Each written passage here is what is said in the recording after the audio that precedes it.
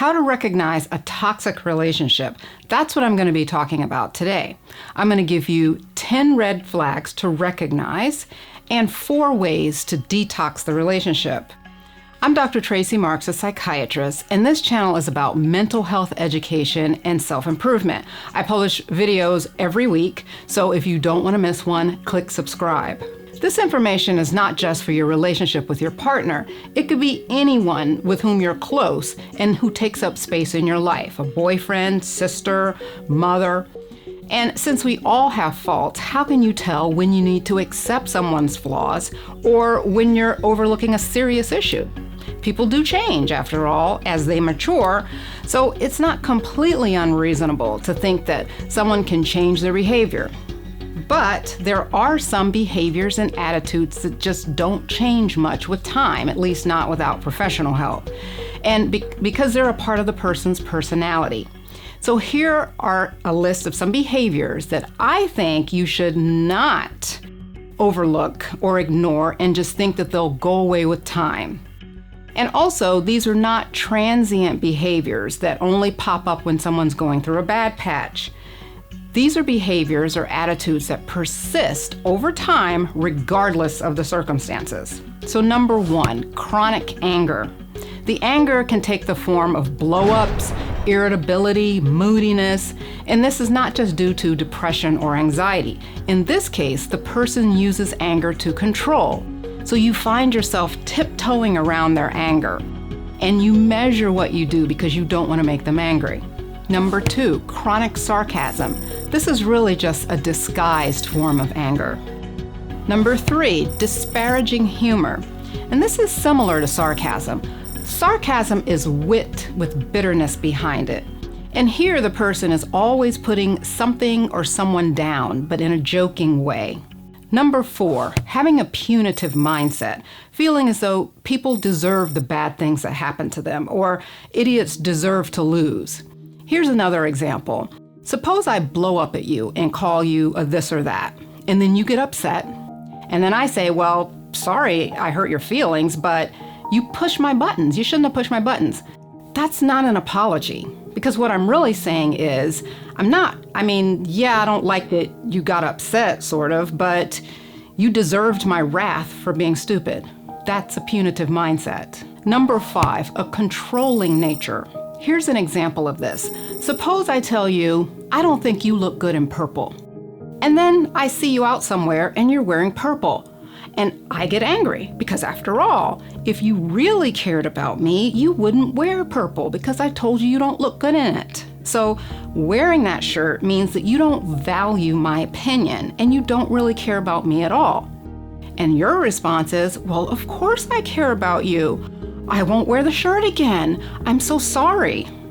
Now you have to think twice every morning when you look in your closet to make sure you're not going to put on something that I said I didn't like and that invalidates me. That's controlling. Number 6, excessive insecurity. This is where the person needs you to reassure them constantly. They can also need you to agree with them. Do what they say, do it their way, etc. Because if you don't, then they don't feel good about themselves and they'll blame you for that. Number 7, extremely opinionated. And this is a disguised form of someone who's judgmental. And usually with judgment comes criticism. Number 8, the manipulator. And how do they do this?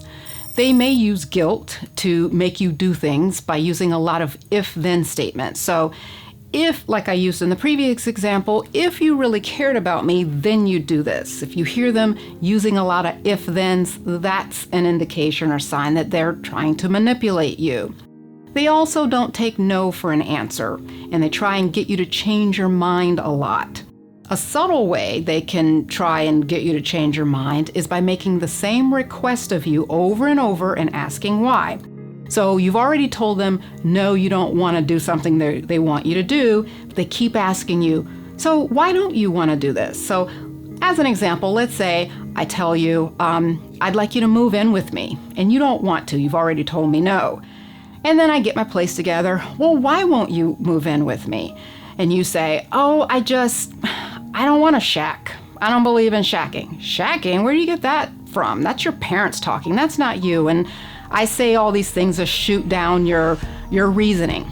That conversation goes away. We have the same conversation. I bring it up again. Oh, why won't you? I got this nice place. Why won't you move in with me? Come on, move in with me. And then after a while, it just gets to where you feel like you got to recraft your answer over and over. You don't have another way of saying it. I've talked you down every time you gave your answer. So at some point, you finally get to the place where you're like, well, I guess I don't really have a good reason. Okay. And then I've won. That's manipulation. Number 9, predominant self-centeredness. These are people who take more than they give. And they still may give, but only after they feel satisfied that their needs have been fully met before they give back to someone else. And even when they do give of themselves, it's easy for them to feel like they've given too much and then feel exploited and taken advantage of, and they'll blame you for that. So sometimes it doesn't even feel good to get something from this person because you know there's going to be a price to pay on the back end when they blame you for taking advantage of them. The number 10 and last red negative flag here is the need to always be on the offense. They have a worldview that people will always try and stick it to you unless you get yours first.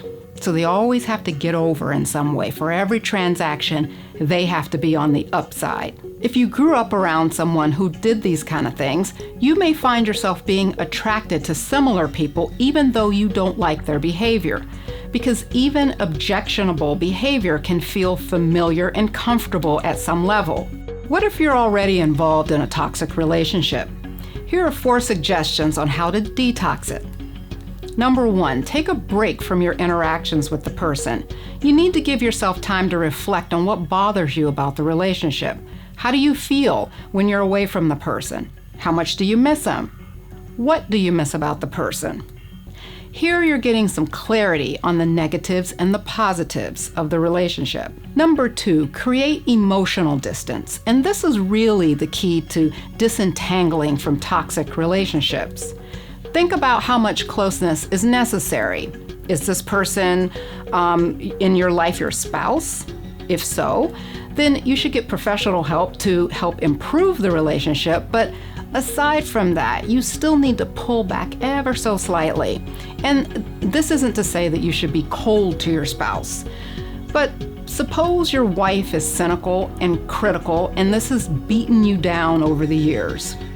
To protect your self-esteem, you're going to need to give her opinion less weight so that you don't internalize her every negative opinion of you. And even in the closest relationships, you still have to maintain your own thoughts and ideas and independence from your spouse. Now, you may say, I don't want to keep secrets from my husband. This isn't about keeping secrets. Even though you're married, you still have separate minds, and it's okay to have some thoughts that are your own and no one else's. Your thoughts don't have to merge into one big thought bank, and then both of you just dip out of the bank to know what's going on. But what if the person with whom you have this toxic relationship is your parent? Then you have to come to grips and accept that you're just not going to have an intimate relationship with your parent. And this is a hard pill to swallow. Everyone wants, at some base level, to have a close relationship with their parent. But people are flawed individuals, and sometimes it's just not possible to have that emotional intimacy, at least at the level that you think you should, especially based on what we see in society of kind of the perfect relationships. Once you come to that realization, you pull back as far as you need to in order to maintain whatever relationship is logistically necessary. You interact at a minimal level so you don't let their opinions define you. Number 3 suggestion, look at your contribution. What are you doing to keep the drama going? Are you picking fights with your partner and provoking him to lose it? Are you treating your mom the same way she treats you just to get back at her? We usually stay in toxic relationships for a reason, even if it's a twisted reason. And once you recognize how you're perpetuating the problem, look to change the behavior and see how it impacts the relationship. A lot of times, when you address your own issue within that relationship, things start to break down in the relationship naturally because you're a different person. And that dyad that kept going before isn't clicking and working anymore because you're not playing your role anymore. Number 4, get professional help. Serious marital and family problems usually call for some form of counseling. You need an objective person to see both sides of the problem.